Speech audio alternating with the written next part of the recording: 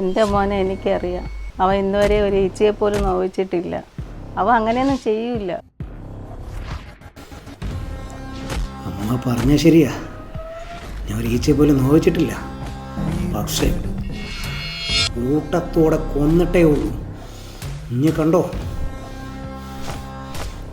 നീ അല്ലടാ ഇന്നലെ എൻ്റെ ചോറിലെ കറിയിൽ വന്നിരുന്ന് ഉറങ്ങിയ.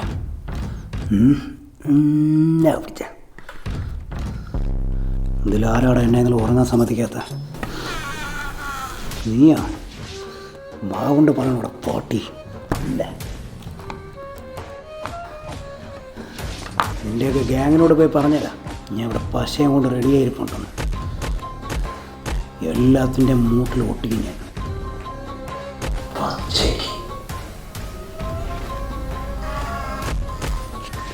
ശബ്ദം ഉണ്ടാക്കലടാ, മിണ്ടിപ്പോരുത്.